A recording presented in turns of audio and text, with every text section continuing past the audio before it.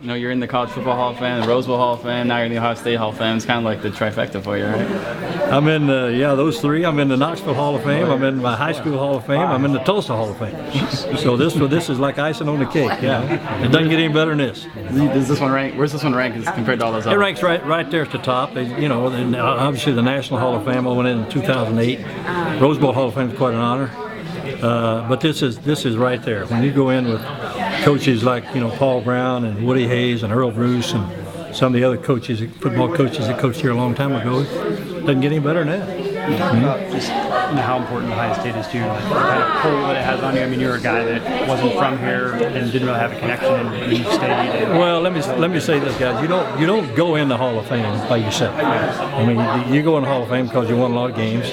You don't win games unless you got good players and good coaches, and I had that. I had great support from Jim Jones, the athletic director who hired me, Bill Miles, the assistant athletic director, Dr. Gee. You could not work for a better president if you're a football coach at Ohio State than Dr. E. Gordon Gee. I'm telling you, the guy's fabulous, and I love him. But I had great players, I had great coaches, and it's a great place.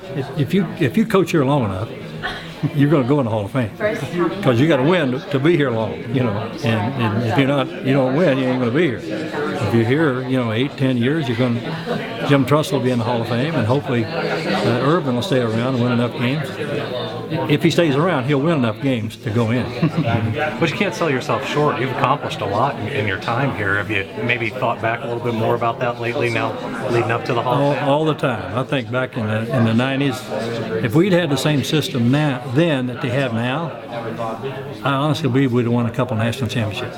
I think we had 2 or 3 teams here during the mid to late 90s that were as good as anybody. Alabama, defending 2-time national champion, you know, they lost a game last year. You know, they lost a game the year before. We lost one game and we're done. You don't get a chance to go play for it. We had some great players and, as I mentioned, some great coaches. Urban said this week that he loves having you around the team. What exactly is your role, and just what's that been like being back around the team?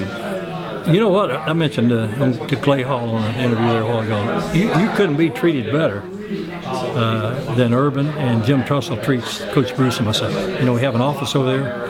We're allowed to go over and sit in meetings, watch practice, talk to him, talk to players, you know, that kind of stuff. I don't help much. I don't help much. No. I tell him, I do a little work with the Bengals, so all I do is tell him what players on the other team that we're looking at, the Bengals are looking at, you know, scouting-wise. And that's no secret. I mean, you know, you look at the guys that everybody knows who the good players are on the opposing team. I mean, do you enjoy, though, staying involved in the game? Oh, absolutely. Do you vote in the Harris Poll too? No, I vote in a poll. If you guys got a minute, let me tell you about the poll I voted. There's a group of us former coaches, and I'll start on the West Coast.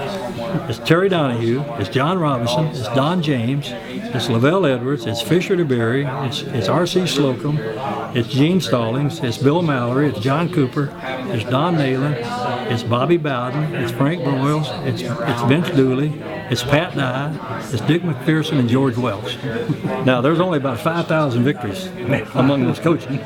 And we have a conference call every Monday at 11 o'clock, and we talk about the games that we've seen. All of us have been to games, the game we've seen in person or we've seen on TV, and then they used to send us a DVD copy of the games that are all televised. But anyway, we talk about them, then we vote on the top 25 teams. I mean, who better to pick the top teams than the former coaches? You know, and we're trying to get the BCS to use our vote.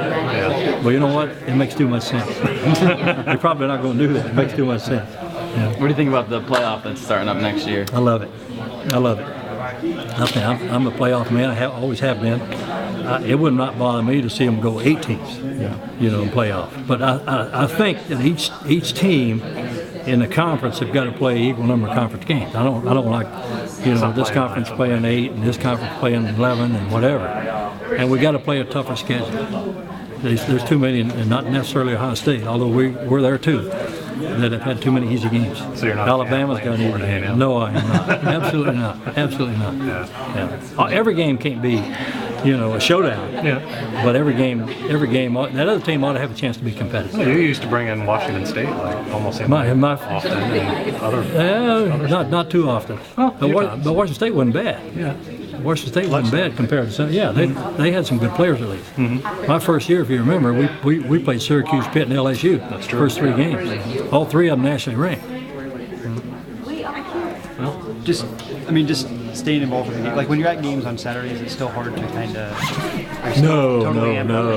I go watch a game and go home. And, you know, turn the TV on and watch somebody else. But no, I enjoy it. I enjoy being around the players and coaches. And I go to all the games and go to some practices. Not every practice, but some practices.